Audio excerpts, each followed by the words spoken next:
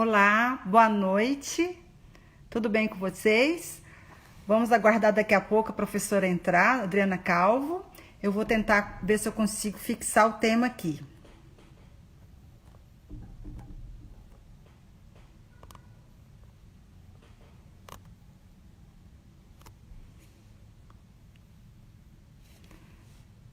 Olá.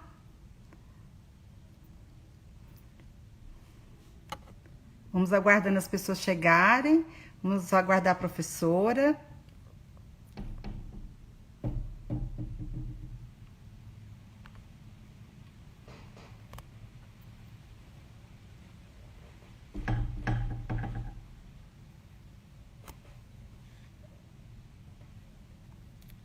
Olá, Camila.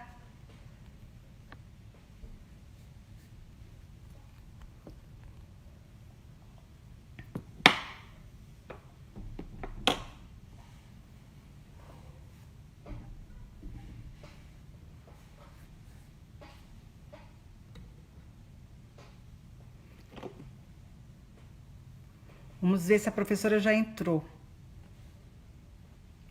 Eu estou aguardando ela entrar. Oi, Carol.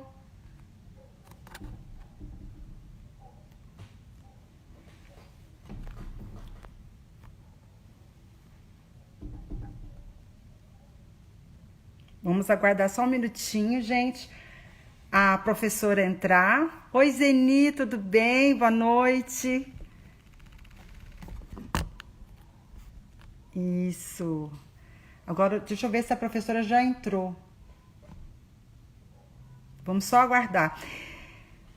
Hoje vai ser... Oi! Boa noite, Camila. Ai, Carol, eu tô doida que chega o dia da nossa live.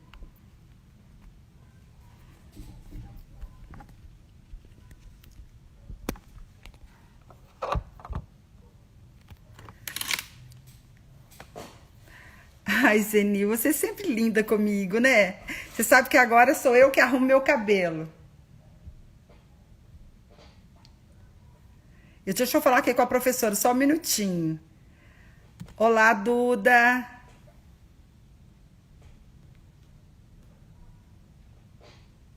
Um minutinho, gente, eu estou pedindo, estou falando para a professora que eu estou aqui, para ela entrar. Hoje a nossa live vai ser assim, muito interessante, porque nós vamos falar dos cases de sucesso da professora e advogada. Oi, Lígia. Eu acho... Ah... Agora a nossa professora já está ingressando.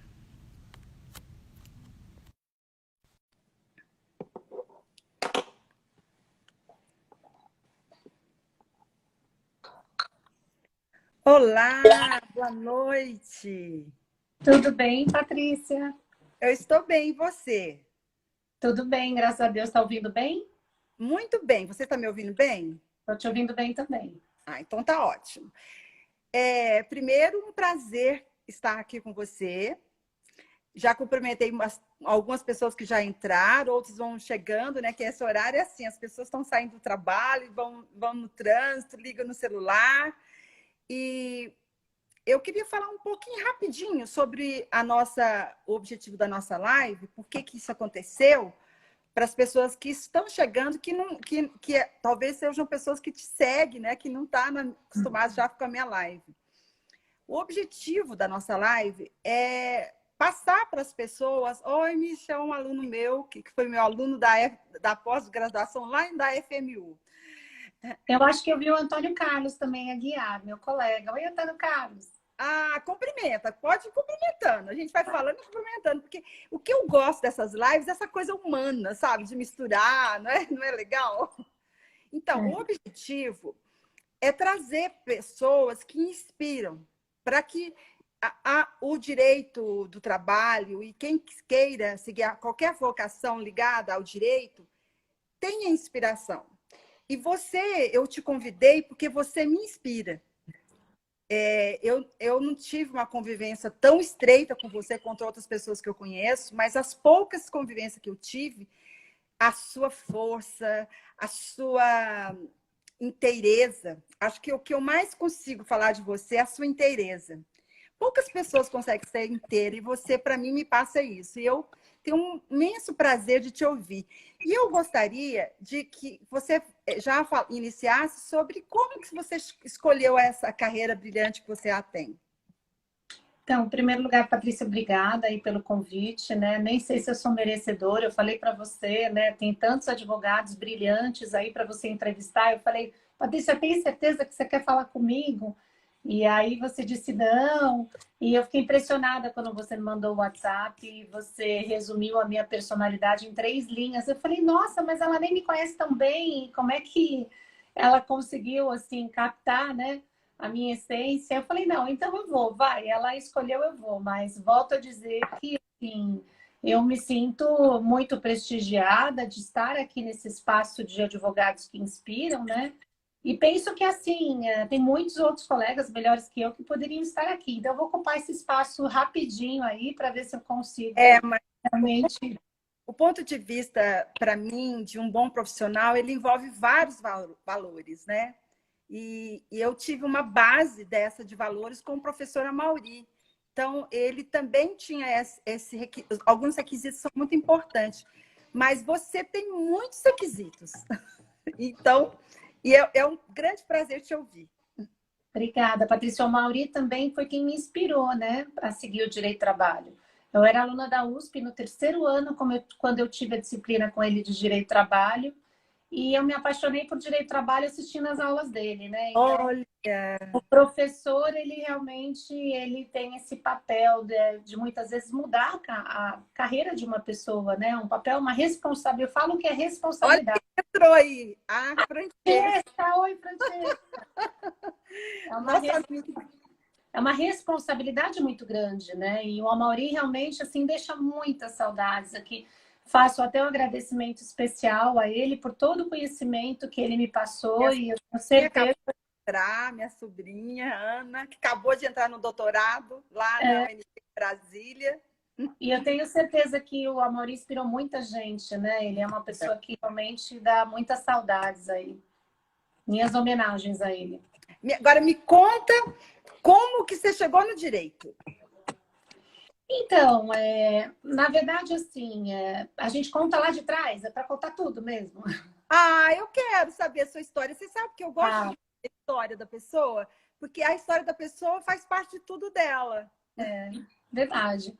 Então, na verdade, assim, eu sempre gostei muito de estudar. Minha mãe fala que eu sempre fui uma ótima aluna, só tirava 9,5 e 10 na escola. E enquanto a maioria das outras crianças brincavam de ser médico, brincavam de bombeiro, eu brincava de ser professora. Então, você brincava de ser professora? Já brincava de ser professora. E eu falava que eu queria ser professora. E também, quando eu tinha assim, uns 12, 13 anos, eu me lembro que era muito comum, quando tinha a prova, eu ajudar as minhas amigas a fazer revisão para a prova. Então, muitas amigas não estudavam nada, deixavam um dia antes da aula, vamos fazer revisão com a Adriana, que ela ensina melhor que a professora. E aí eu ficava memorizando com elas, né? Eu sempre tive mania de gravar, repetir várias vezes e gravar minha voz. Então, eu lia os livros, pegava um áudio, gravava a minha voz e depois ficava me ouvindo, repetindo a matéria. Não acredito. E as minhas amigas amavam, né? Elas iam super bem, assim. Então, assim, eu sempre gostei muito de estudar, né?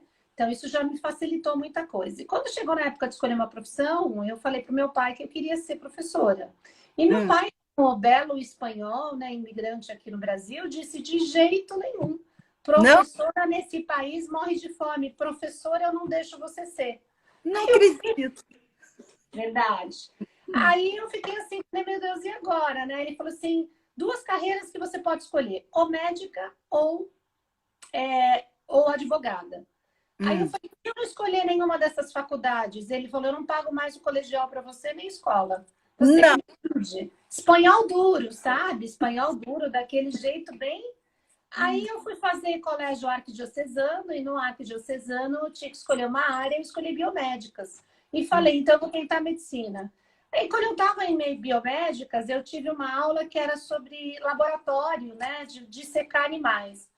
E aí, nessa aula, tinha que levar uma carpa. E eu comprei uma carpa viva. E chegou lá, tinha que matar a carpa para dissecar a carpa. E eu não conseguia. Eu olhava para a carpa olhava para mim, eu olhava para a carpa, ela olhava para mim. Eu falei, você não vou conseguir matar esse bichinho, né? Aí o professor olhou para mim e falou assim, você tem que matar a carpa, daqui a pouco vai começar a aula. Eu falei, não, por que a gente tem que fazer essa aula com animais? Porque a gente não pode ler um vídeo, um slide, e eu tenho que trazer o animal e matar o animal? E aí o professor ficou bem irritado, né? E falou, a senhora é muito argumentativa, essas são as regras, têm que ser seguidas, e se a senhora não sabe lidar com vida e morte, médica não dá para ser. Eu falei, bom, se médica não dá para ser, professora eu não posso ser.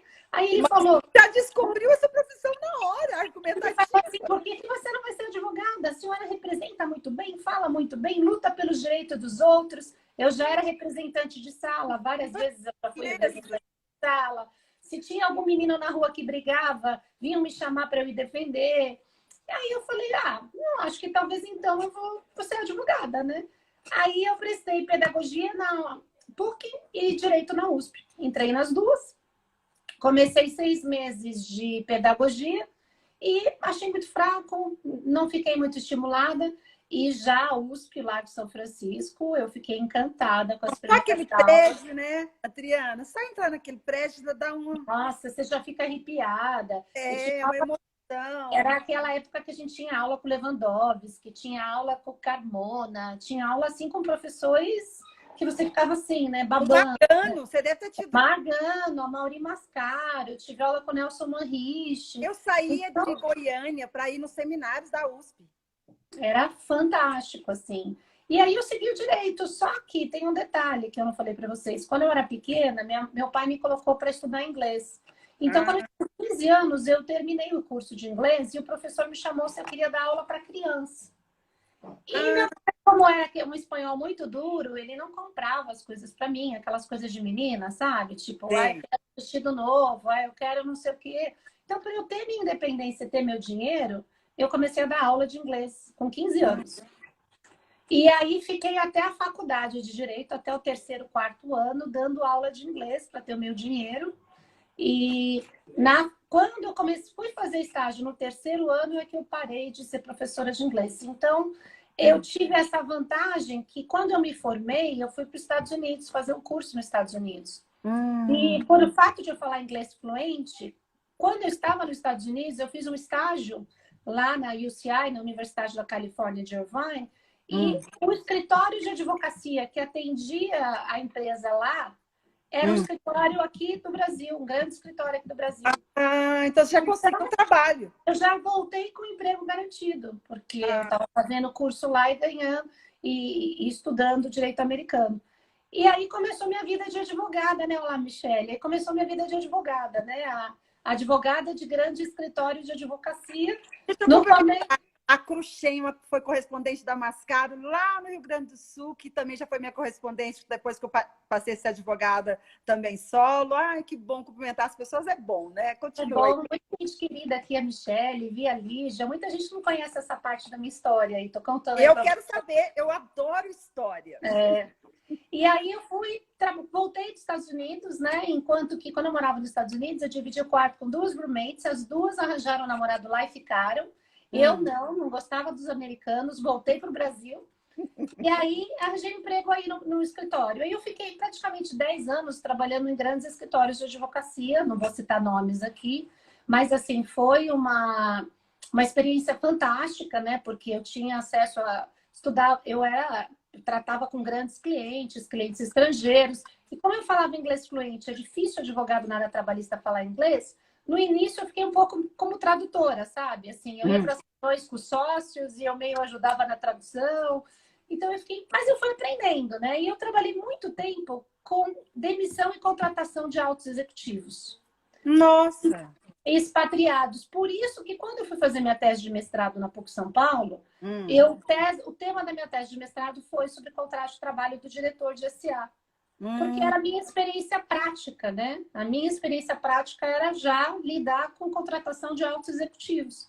E foi neste momento que eu comecei a fazer algumas reflexões de vida, né? Porque, assim, quando eu atendi os altos executivos, eu conversava muito e ouvia o depoimento deles e eu vi histórias, assim, fantásticas, sabe, Patrícia? De pessoas que diziam que tiveram todo o sucesso do mundo, ganhavam bônus e salários de milhões, mas que se arrependiam porque perderam muitas outras coisas para ter chegado até lá. Teve uma executiva que eu fui demitir e depois de 10 anos de empresa, eu fui fazer a destituição dela e a demissão dela, e ela começou a chorar na minha frente e disse para mim, doutora Adriana, eu não vi os meus filhos crescer. Eu há 10 anos me dedico a essa empresa, eu praticamente não vi meus filhos crescer. Então, isso, assim, me chamou muita atenção, né? A que preço muitas pessoas conseguem o sucesso, né? A preço de abrir muita coisa. Então, assim, eu vi muitos altos executivos diziam para mim assim, doutora Adriana, no ano que vem eu vou parar com essa vida maluca de trabalhar 14, 18 horas por dia e eu vou me aposentar. Aí chegava no ano que vem, e aí, vai parar? Não, sabe o que que é?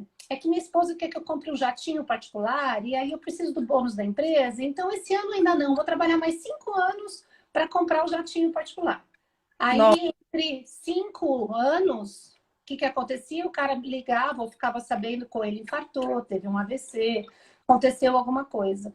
Então, eu tive muito esse lado de acompanhar trajetórias de pessoas de sucesso, os altos executivos que eu conheci, e também conheci esse lado, né, de que o sucesso também tem diferentes acepções. O que é sucesso para um não é sucesso para outro. E quando eu estava trabalhando nesses escritórios de advocacia, eu, de uma certa forma, segui um pouco esses exemplos. Eu trabalhava muito, Patrícia. Eu trabalhava 14 horas por dia, 16 horas por dia, Nossa! 8 horas por dia, sexta, sábado e domingo. Eu me lembro que teve uma ocasião que eu estava fazendo o fechamento de uma auditoria e eu tomei um tombo, caí e machuquei minha perna. E aí eu fui para o Hospital das Clínicas, que era o lugar mais perto, e eles engessaram o meu pé. E aí eu liguei para o meu chefe e falei para o meu chefe, para o sócio da área, que eu estava no hospital e que eu não ia poder trabalhar. E ele me disse, mas sabe aquela reunião de amanhã de manhã? O cliente antecipou e quer começar hoje, 7 horas da noite. E você tem todo o trabalho. Eu não posso fazer essa reunião sem você. Querida, eu mando o motorista aqui do escritório, ele pega você... Você coloca um banquinho, você estica a sua perna, você faz a reunião e amanhã eu te libero. Nossa. E adivinha, Patrícia, o que eu fiz? O que você fez? Fui. Aí, naquele dia, eu vi que alguma coisa estava errada. Alguma coisa estava errada. Eu falei, alguma coisa está muito errada. Não deve ser assim que as coisas têm que ser. Fui, fiz a reunião. No outro dia, folguei um dia só. E naquela mesma semana, eu estava namorando um tenista, um professor de tênis. Ele terminou o namoro comigo. E ele disse que... Pois é, ele disse que estava terminando o namoro porque eu era inamorável. E aí eu perguntei para ele, por que inamorável? Como assim inamorável, né? O que eu fiz? Aí ele disse, você só pensa em trabalho. Você liga para mim no domingo dizendo que, eu vou rapidinho no escritório, dar uma passadinha lá e já volto. E chegava às 5, 6 da tarde. E ele gostava de aproveitar o dia, né? Então ele falou para mim, você trabalha demais, você não aproveita a vida, você só vive para o escritório. E eu falei, será? Juro que eu não me enxergava assim. Eu olhava, eu era um workaholic. Você era um workaholic. Claro que eu gostava tanto do que eu fazia, os trabalhos eram tão fantásticos, eram tão estimulantes do ponto de vista intelectual. Mas imagina visitar a plataforma da Petrobras, tá lá atrás de tantos casos. Então, isso era muito estimulante. Só que aí, jovem, né? A gente quer o mundo quando é jovem, né? Quando a gente... E eu achava assim que não, isso é normal. Até que aconteceu uma situação que eu fui fazer uma audiência para defender um cliente, que aí é um caso, que é um case que eu vou contar aqui para você. Vamos começar a contar os cases, né? Vamos. Então, aconteceu. Olha, mas só que eu vou fazer uma introdução antes de você começar o case, para as pessoas compreenderem como que é importante os cases. Por isso que esse tema foi escolhido. É uma coisa que eu gosto muito, porque assim, nas minhas aulas, alguns estão aqui, são meus alunos, foi a Juliana entrou, Michel, todos foram meus alunos. E nesse período, eu sempre pegava um caso e construía o conceito no caso.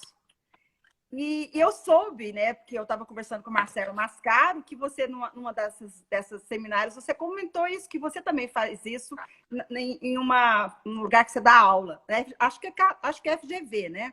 Que é essa instrumentalidade. Então, eu acho muito rico você assimilar os conceitos pelos casos. Por isso que eu achei muito legal quando você teve essa sugestão. Então, assim, é muito importante que as pessoas entendam que a questão empírica é a incorporação do conceito. Então, é por isso que eu acho, assim, é só essa introdução que eu quero fazer para te dar essa... Eu acho que ajuda muito, né? A FGV tem como método didático das aulas que a gente sempre começa a aula com caso gerador. Então, a gente começa a aula com caso prático e trabalha a teoria em cima do caso prático, né? Então, eu também nas minhas aulas incorporo muito. Eu acho que isso funciona muito, você mesclar teoria e prática, né? Porque faz a pessoa guardar. Às vezes, os alunos guardam muito mais o exemplo do que a teoria do que você falou. Eu tenho alunos que às vezes me encontram depois de 5, 10 anos e falam: ai, professora, lembra aquele caso que você contou em sala de aula? E aí? O recurso de revista subiu, você perdeu, ganhou. Então, é engraçado, né? E como eu já dou aula há muito tempo, né, o pessoal me encontra e quer saber como é que está o case, como é que está aquele caso. Então, eu estava te contando desse caso aí do executivo. Eu advogava para um grande escritório de advocacia e chegou uma ação trabalhista para eu fazer a contestação, que era de um diretor-presidente que estava sendo acusado pela secretária de assédio moral. Aí eu entrei em contato com o jurídico da empresa para fazer a preparação para a defesa e falei se eu poderia falar com o diretor-presidente. Aí o diretor-presidente respondeu um e-mail para mim dizendo que ele só tinha 10 minutos na agenda para poder falar comigo. Nossa! Seja, alto executivo não tem tempo para nada. Ele ia me dedicar 30 minutos. 10 minutos. Aí eu falei, tá bom, não tem problema. Em 5 minutos, para mim já é suficiente. Cheguei, entrei na sala dele de reunião e olhei para ele e falei, eu só tenho uma pergunta. Aí ele olhou assim para mim, só uma pergunta? Falei, só uma pergunta. O senhor fez ou não os atos que ela está dizendo na inicial que o senhor praticou? É tudo mentira o que ela escreveu na inicial? Ele olhou para mim e disse, sim, é tudo mentira, ela está exagerando, isso nunca aconteceu, é um absurdo, doutora, que depois de tantos anos essa secretária trabalhando comigo, ela entre com essa ação. Eu falei, então tá bom, só isso. O senhor não vai fazer mais nenhuma pergunta, doutora? Eu falei, não, o senhor coloca aí na sua agenda, dia 9 do dia tal, o senhor vai comigo na audiência. Aí ele olhou assim, branco, cirúrgica. Aí ele olhou assim, branco para mim e falou assim, como assim você vai comigo na audiência? Eu falei, não, o senhor vai ter que falar isso para o juiz. Falando dessa forma que o senhor falou para mim, a gente ganhou um processo. Claro que eu sabia que você levar a própria parte como testemunha no processo, o depoimento dela é suspeito, porque ninguém pode fazer prova contra si mesmo. Mas eu estava trocando para saber se de fato o diretor estava falando a verdade ou não e se ele ia mesmo ou não. E claro que eu tinha outras testemunhas. Só que as testemunhas que eu fui conversar disseram para mim, doutor, eu não vou falar isso lá para o juiz, mas é verdade, eu desconfio que é verdade.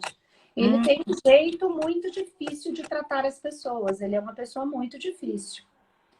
Aí tudo bem, fui para o dia da audiência, cheguei lá no dia da audiência, o diretor-presidente olha para mim e fala, isso é um complô. Aí eu falei assim, complô? Como assim complô? Ele olha quem é a testemunha dela. A testemunha dela era a outra secretária que ele teve antes dela. Então, por isso que ele falou que era um complô. As duas secretárias contra ele. Nossa. E eu falei, alguma coisa tem, né? Esse homem santo não é, né? Falei, que tá as bom. duas secretárias? E aí começou aquela vergonha. O que eu tô fazendo aqui? Né? Meu Deus, estou defendendo o lado negro da força, né? Aquela sensação de, meu Deus, o que eu estou fazendo aqui? Tá bom, eu entrei para fazer audiência, aí a testemunha falou um monte de coisa, a outra também falou um monte de coisa, e eu lembro que eu abaixava a cabeça assim, né? Não queria nem olhar para a cara do juiz, né? De vergonha das coisas que eu estava ouvindo ali. Aí chegou uma hora que eu falei, excelência, eu trouxe como testemunho o próprio assediador. E era um homem, né? O juiz olhou para mim e disse assim, ele olhou para mim, A senhora tem certeza? O assediador está aí? Eu falei, está, excelência. Ele falou, eu quero ouvi-lo. Eu quero muito ouvi-lo. Eu falei assim, Aí pedi para o meu estagiário ir buscá-lo. Quando o meu estagiário volta e fala, doutora Adriana, ele sumiu. Não está lá fora. Eu falei, olha no banheiro, ele pode ter ido no banheiro. Adriana, eu já fui no banheiro e ele não está lá. Aí eu olhei para o juiz e falei, excelência, o senhor me dá uma pausa, porque eu não estou localizando minha testemunha, eu desconfio que ela não está mais aqui, e aí eu vou precisar ligar para a empresa para pedir uma proposta de acordo. Aí o juiz, claro, doutor, eu acho melhor mesmo a senhora pensar talvez um acordo neste caso. Aí eu liguei para o jurídico da empresa e falei, olha, ele veio e sumiu, não está aqui, realmente as testemunhas estão comprovando tudo que está na petição inicial, e eu acho que nós deveríamos fazer um acordo, porque a gente vai perder esse processo.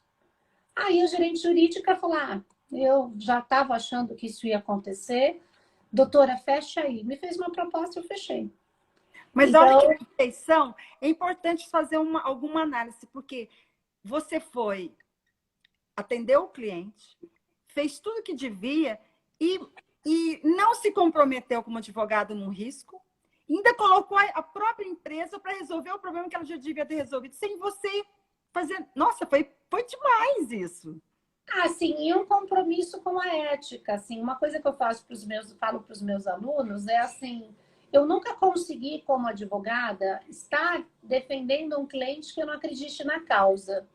Eu não sou muito boa nisso. Tem advogados que sentam na cadeira de qualquer um dos lados, falam coisas absurdas, praticam atos processuais que é pura litigância de má-fé e não tem um pingo de consciência pesada. Eu nunca consegui fazer isso, né?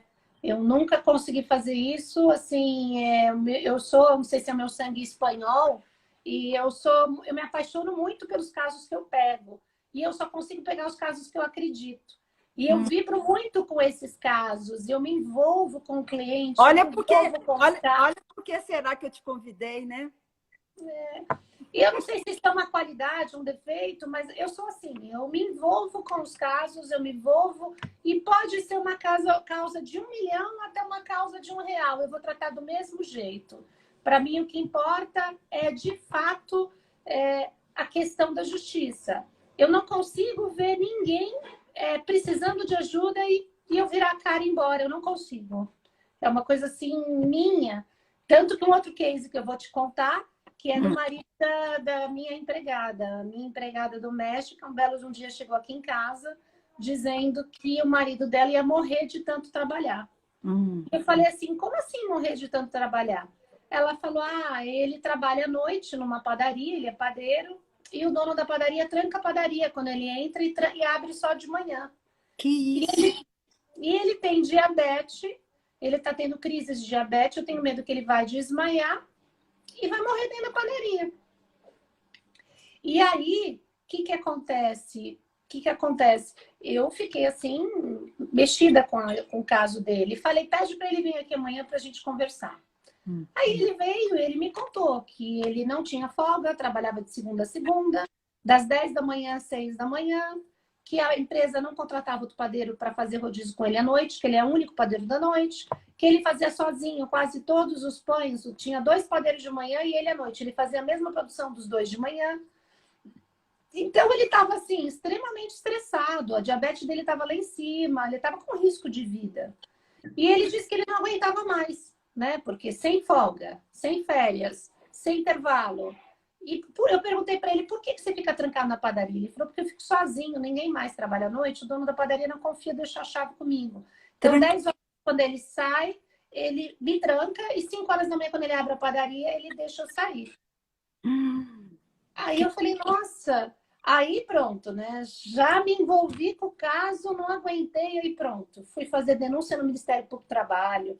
Outras pessoas que estavam na padaria vieram contar coisas para mim. Tipo, uma moça veio contar para mim que ele tinha mania de, quando as empregadas estavam grávidas, de jogar laxante no café dessas empregadas para ver elas terem dor de barriga, diarreia. Mulher grávida. Não. Claro que ele fazia com uma empregada que era negra, então ele era racista. ele chamava ela de apelidos pejorativos. Aí eu falei para o Genilson, né, para o cliente, falei assim, olha, pega a cartinha de próprio punho de todas essas pessoas que eu levo no MPT para fazer a denúncia. Patrícia, juro, quando eu peguei as cartinhas dessas pessoas e comecei a ler, eu chorei. Não. Eu chorei e falei assim, não é possível que uma pessoa possa trabalhar em umas condições como essa. Não é possível que tenha empresário nesse país que trate uma pessoa dessa forma. Aí peguei as cartinhas, levei no MPT. Bom, MPT fez, a Gisele falou, praticamente trabalho análogo à condição de escravo. Exatamente. Aí levei no MPT, aí o MPT fez denúncia. Assim, eu fechei a padaria. Era uma padaria do bairro, eu praticamente quebrei o dono da padaria. Por quê? Além da ação no MPT, que ele teve que enfrentar, eu entrei com ação trabalhista.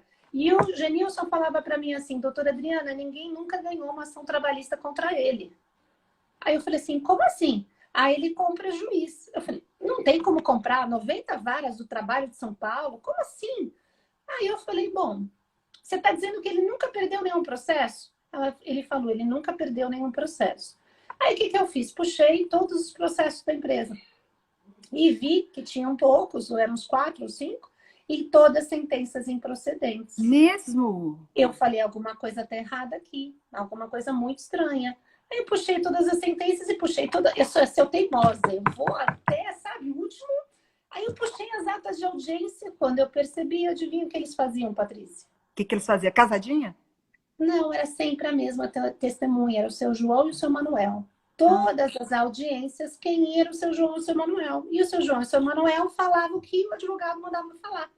Aí o Genilson disse para mim que é verdade, que o seu João e o seu Manuel ganhavam R$50 por dia mais almoço para ir testemunhar pela empresa. Nossa!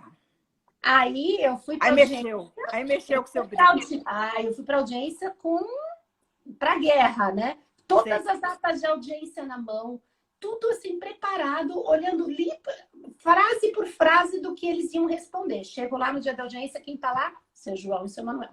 Exatamente. Exatamente. Aí, na hora que o seu João sentou na sala de audiência, eu já olhei para a juíza e falei, excelência, suspeito porque tem interesse no processo. Aí a juíza falou, qual é a alegação, doutora? Eu disse, ele recebe R$50 por dia mais o almoço. A testemunha ficou branca, olhou para mim. Aí a juíza falou, a senhora tem prova disso? Eu disse, não, mas é verdade. Aí a juíza falou, a senhora não tem prova, eu tenho que prosseguir o depoimento. E eu explico para os meus alunos por que eu fiz isso. Eu sei que eu tinha prova já para poder a testemunha, para a testemunha já ficar nervosa, né? Ou essa advogada já sabe. Aí a juíza falou, então eu vou prosseguir, doutora, não tem prova? Não tem prova, mas a testemunha sabe, excelência. Assim. Aí tá bom, começou o depoimento. Já provocou a testemunha. Você já provocou. Já provoquei a testemunha e falei para a juíza assim, excelência, pode advertir de novo que se mentir vai preso. É importante que a testemunha saiba, né? E assim, eu acho que a gente vai criando uma imagem, os juízes já sabem, né? Se eu estou falando, eu não estou falando porque é uma tática. Já sabe, já me conhece como advogado, já sabe, a doutora Adriana está falando, alguma coisa tem aí, né? Essa audiência já tem. Tem juiz que às vezes eu vou fazer audiência, já olha e fala, ih, doutora Adriana, essa audiência vai demorar umas 3 horas hoje. Meu Deus do céu. Acaba dando um pouquinho mais de trabalho, né? Assim, com esses casos, eu acabo fazendo um pouquinho mais de trabalho. É a sua vocação, né? Sua vocação.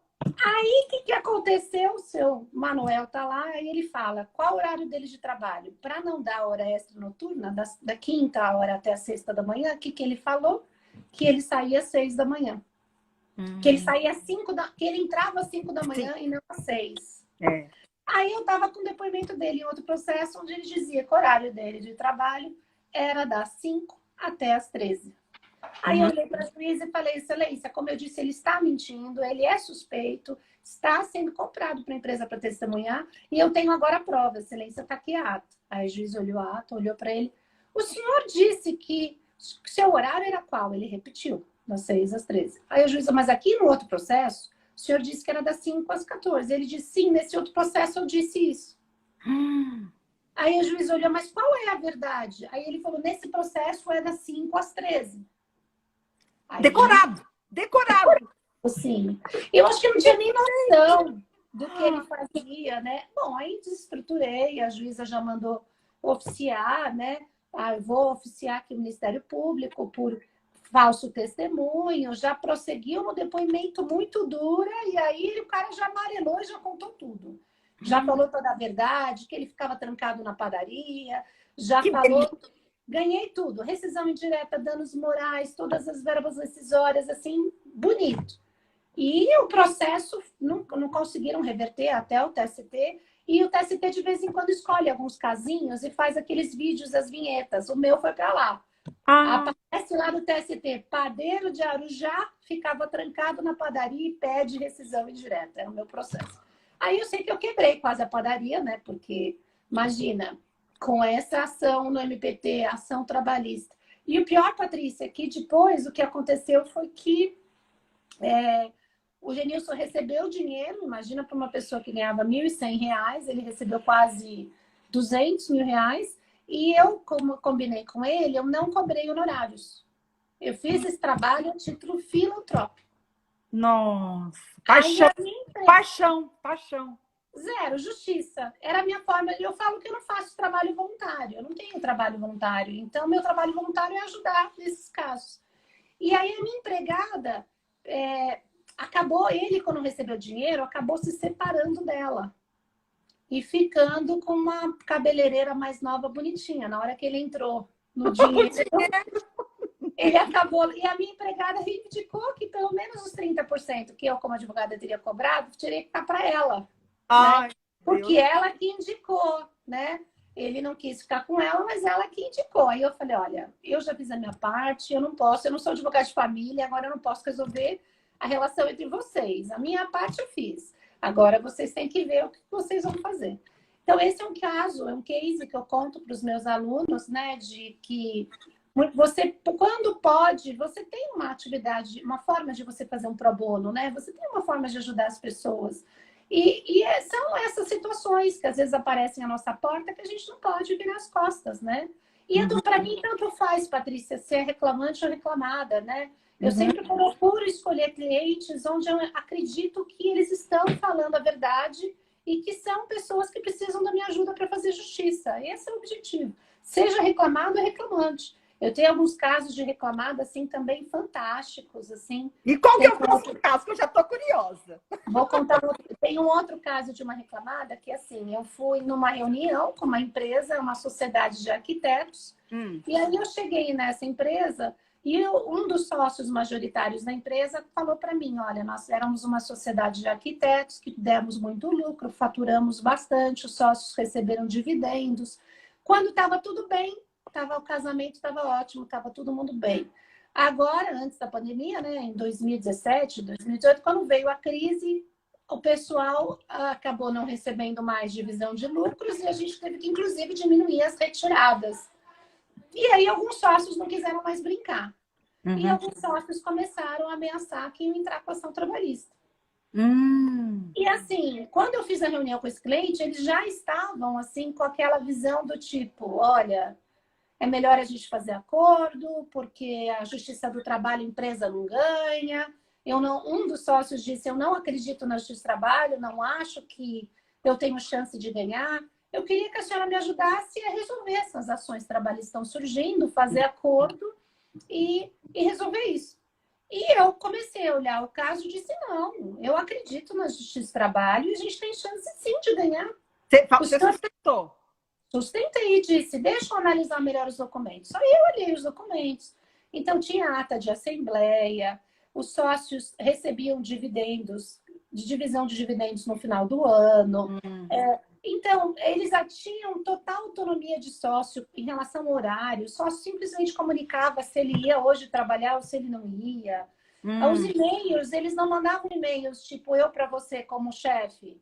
Mandava para a equipe. Eles trabalhavam em equipes, em projetos. Nossa, mas aí aquela tese que o professor Mauri usava, e tudo persona, né? Era bem... Trabalhavam, não tinham chefe. Eram líderes de projetos. Exatamente. Né?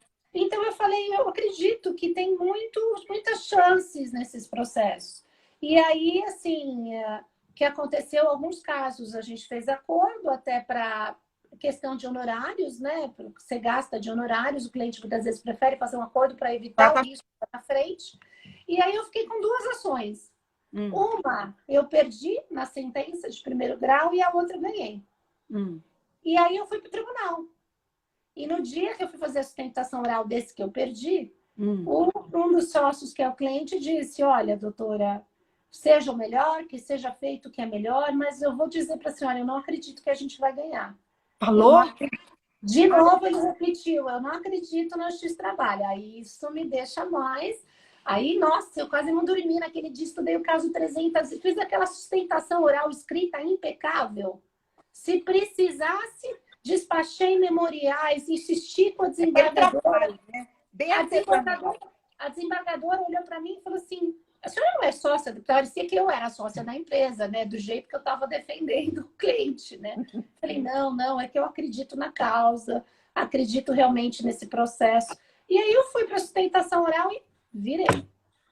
A sentença foi jogada improcedente. Que delícia! Né? Aí é uma delícia, quando você acredita, e aí, claro, né, eu liguei para o cliente e falei, tá vendo? Eu não disse que era para acreditar no X-Trabalho. Existe justiça, seja para reclamante ou para reclamada. O advogado, o que ele tem que fazer é realmente acreditar no seu processo e fazer um bom trabalho. Eu vejo alguns processos que a parte tem direito, mas que muitas vezes o advogado não soube, né, trabalhar isso dentro do processo. E aí o que acontece é que, eu não sei, alguns advogados, eu vejo, o que não você... se envolvem, não se o que envolvem com o caso. Eu, quando dou aula, eu faço algumas sugestões para que o advogado faça essa diferença. O que você sugere para um advogado fazer a diferença num processo? Assim, primeiro, eu acho que você tem que dar uma atenção para o caso especial. Eu vejo muitos advogados que trabalham com processos em massa. Eles não sabem nem o nome do cliente que eles estão defendendo. Eles não sabem nem na audiência que audiência eles estão fazendo. Quando você trabalha com contencioso em massa, todos os clientes é só mais um número, né? Então, eu nunca gostei de trabalhar contencioso em massa. Eu prefiro ter menos clientes, mas eu poder dar um atendimento mais personalizado. Conhecer os meus processos, conhecer os meus casos. Eu acho que um atendimento mais personalizado aumenta as chances de sucesso. Então, isso é muito importante. E eu sempre fui uma advogada detetive. O que é uma advogada detetive? Me conta sobre isso, me conta. Eu sempre, quando eu pego um cliente, eu vasculho tudo sobre o cliente antes de entrar com a ação. Então, por exemplo, se eu peguei uma reclamada, eu vou ouvir a história da empresa, eu vou pesquisar se tem ações anteriores, eu vou falar com o advogado que foi advogado antes de mim. Eu ligo para o advogado que foi advogado antes de mim para conversar, para saber, e aí? Por que você não está mais advogando para essa empresa? O que aconteceu? Muitas vezes o colega te fala, olha, a empresa é péssima para advogar, não pagam, né? Não pagam em dia, não te jogam todas as coisas em cima. Ou seja, uma advocacia personalizada faz toda a diferença. Por exemplo, o reclamante. Reclamante chega no escritório. Tem um outro caso para contar. Chegou uma moça aqui no escritório, indicada por uma vizinha, falar, ai, a minha irmã, pelo amor de Deus, você pega, ajuda ela, foi demitida por justa causa, coitada dela. Eu falei, tá bom, vamos ver o que eu posso fazer para ajudar. Aí a moça chega e fala que foi demitida por justa causa, porque acusaram ela de ter furtado e ela não fez nada disso. Aí, assim, justa causa, Patrícia, é uma coisa que eu fico muito com o pé atrás, porque eu sei que as empresas, como advogada de empresa, eu sei que a empresa pensa duas vezes antes de mandar embora por justa causa. Então, para eu pegar um caso de justa causa, eu preciso realmente investigar e ter certeza se a empresa não tem razão. E o que eu faço em casos de justa causa? Eu não entro com a ação imediatamente. Eu ligo para a empresa e eu quero saber das provas. Já que tem o direito constitucional à contraditória e ampla defesa, eu notifico a empresa e eu quero que a empresa me apresente as provas antes. Você faz isso antes. Isso, eu entro com a notificação, falando que baseado na Constituição Federal, eu tenho direito à ampla defesa e direito a contraditório. E que eu quero fazer uma reunião e conhecer. Eu tive já casos em que eu fui conversar com a advogada reclamada, que já me conhecia, e a gente bateu papo sobre o caso, ele me mostrou todas as provas, eu falei, eu não vou entrar com essa ação. O senhor tem razão na justa causa. Realmente, eu também teria dado a justa causa. E não pego o processo. E esse caso que eu falei, Nossa, mas isso é muito singular. E esse caso que eu não peguei o processo que eu estou te contando, anos depois, o cliente me ligou e falou, doutora, a senhora não quis pegar meu caso, e realmente o advogado pegou meu caso e eu perdi. A senhora tinha razão, né? Eu quis entrar para ver se eu ganhava alguma coisa, mas a senhora tinha razão. Talvez eu não deveria ter entrado, porque agora eu vou ter que pagar sucumbência, custas e tudo mais. Então, assim, justa causa, eu olho antes. Eu falo com a advogada reclamada. Aí eu mando uma notificação falando que eu quero ter acesso, ligo para o advogado e falo, olha, antes de eu aceitar o cliente, eu quero, doutor, entender. Se o senhor me convencer, eu não vou pegar esse caso. Né? E aí tem casos que o advogado diz, não, doutora, sabe o que é? Assim, eu não tenho provas, eu não tenho muito argumento. Falou, doutora, então o senhor tem uma coisa, eu vou entrar com a ação. O senhor não tem uma coisa muito fundamentada. Eu peguei um caso esse ano que a justa causa dizia assim, olha, você usou o carro da frota e teve multas. Mas que multas? Que carro? Usou quando? Que código de conduta? Qual é a cláusula do código de conduta?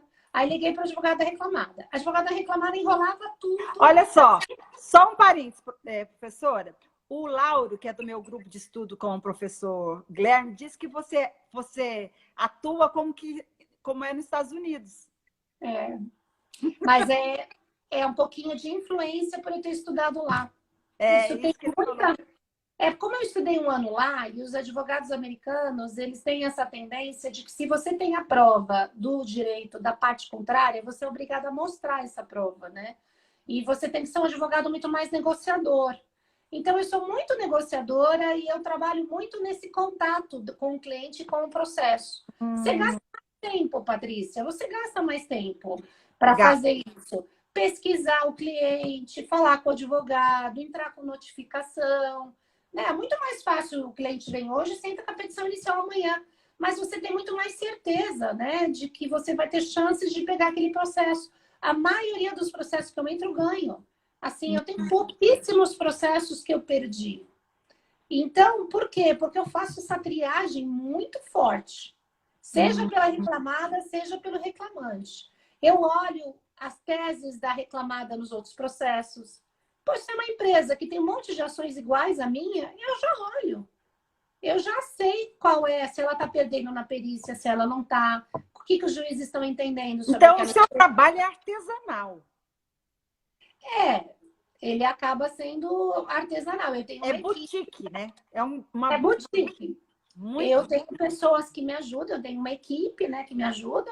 Tenho o meu sócio, que é o meu marido, né? O Lauro falou, eu faço acordos pré-judiciais. Laura, eu sou muito boa de acordo. É muito difícil. É o Lauro que eu te falei, que é do meu grupo de... O Lauro, ele faz acordo no tribunal, ele trabalha lá, e ele é do meu grupo. É ele que falou que você tem essa formação americana.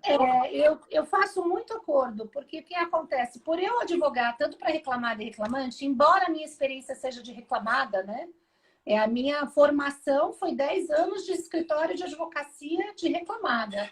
Mas aí, o que acontece? Se eu estou de um lado ou do outro, como eu sei quais são os argumentos de um lado e de outro, fica mais fácil o acordo. Então, PJ, chega uma discussão de acordo de Olha PJ. quem entrou agora, o Jorge. Qual Jorge? O Jorge Pinheiro. Oi, Jorge, tudo bem? Olha que honra. Ele será meu convidado. O Jorge é um grande nome. Também é um dos advogados que me inspiram, tá vendo? Olha, que honra ter aqui. Eu tenho pouca proximidade como eu tinha de você, e eu o admiro de longe. Vou dar um exemplo para você do pejotismo. Vai, estou pela reclamada. O reclamante fala, doutora, tem que fechar acordo, eu quero 400 mil, porque você sabe que é PJ, a jurisprudência fácil, eu vou ganhar. Aí eu estou pela reclamada, eu falo, doutor, é o seguinte, o senhor é PJ, o senhor não declarou imposto de renda como pessoa física, eu vou pedir para o juiz intimar a receita. Olha, eu já fiz os cálculos aqui. Se o senhor tivesse que pagar imposto de renda pessoa física, o senhor teria que ter pago 100 mil. A ação é de 400 mil. Então, vamos lá. 300 já, 100 mil já está fora. A gente está falando em 300. E além desses 300, na minha defesa, eu vou pedir para o juiz, se reconhecer vínculo de emprego, não reconhecer o valor da nota fiscal. Reconhecer o valor do salário desta categoria. Porque eu tenho outros trabalhadores aqui na empresa com este cargo e salário diferente. Eu vou falar, senhor juiz, O valor da nota fiscal não é o valor real do salário, é o valor que a empresa paga, tendo em vista a questão dos encargos. Mas, se o senhor olhar quanto que ganha um salário de uma pessoa desse patamar, é 3 mil, 4 mil reais. Aí eu olho para o advogado e falo, sabe quanto que vai dar, então, a sua ação? Não vai dar 100 mil. Então, meu acordo de 100 mil está muito bom, está justo.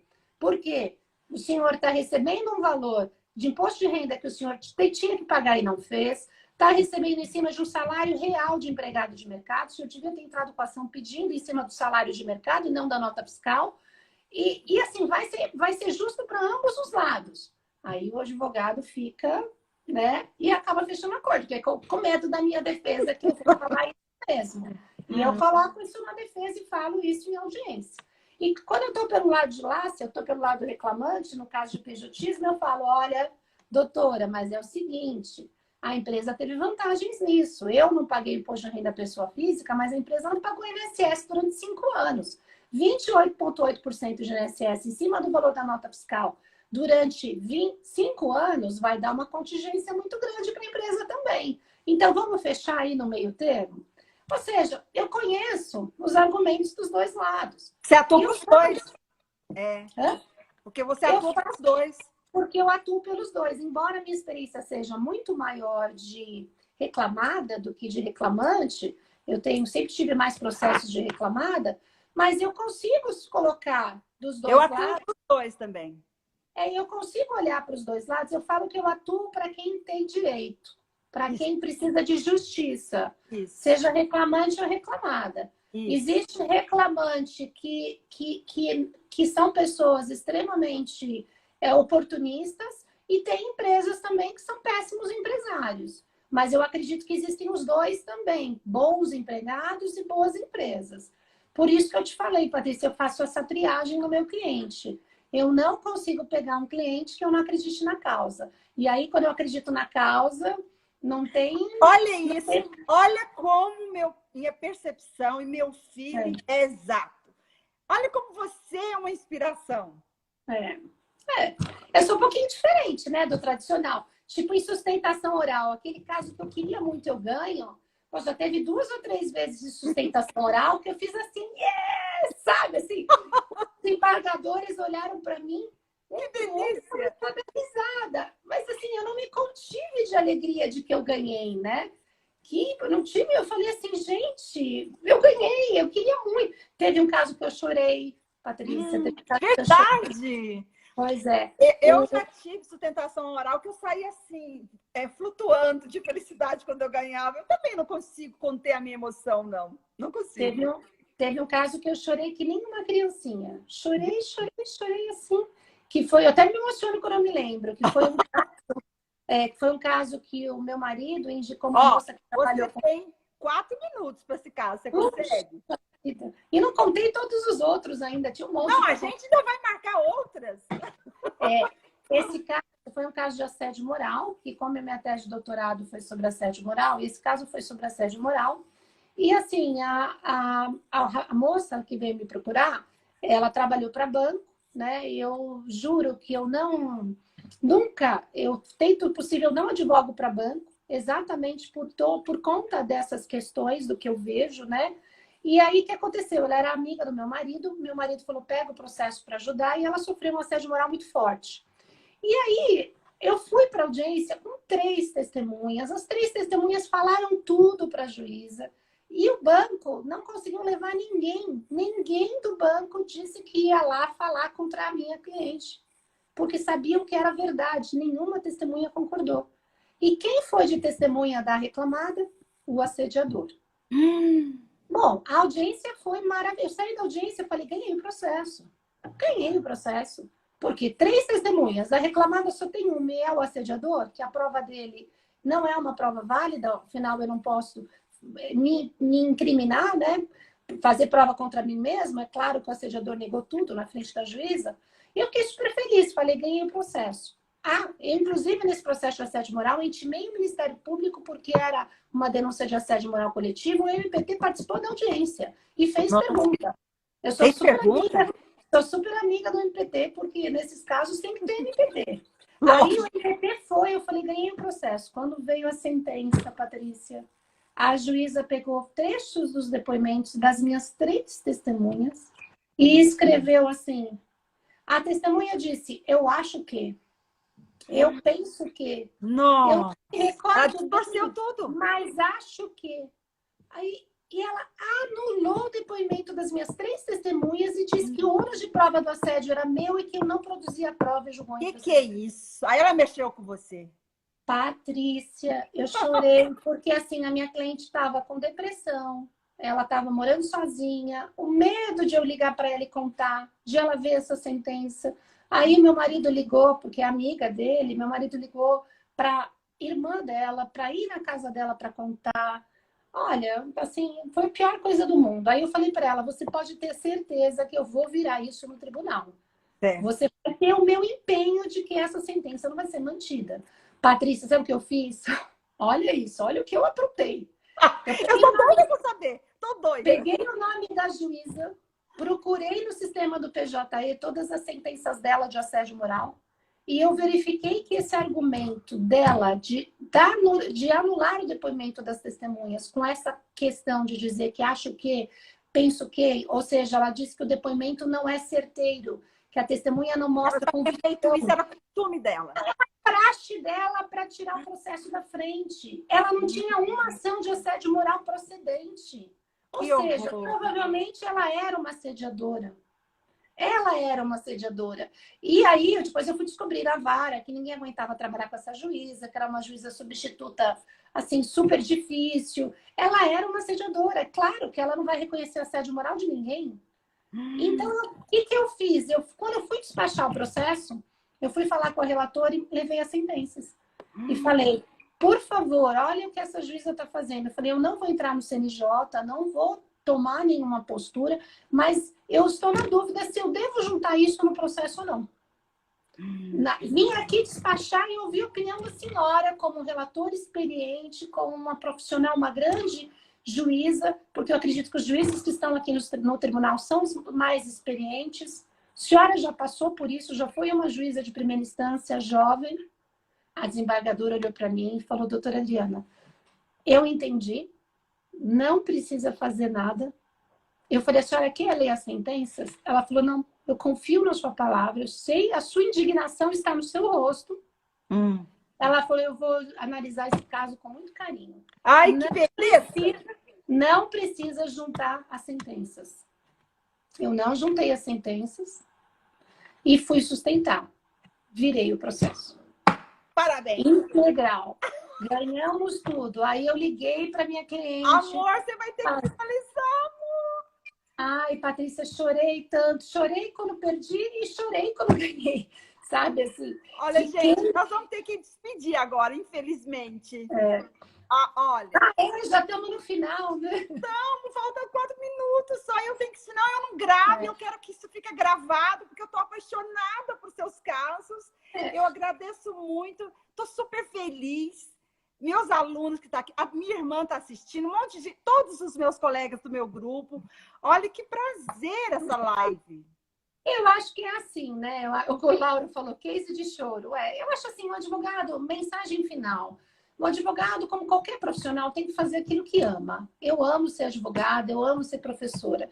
E você tem que fazer com um objetivo espiritual. Por que você está fazendo essa profissão, né?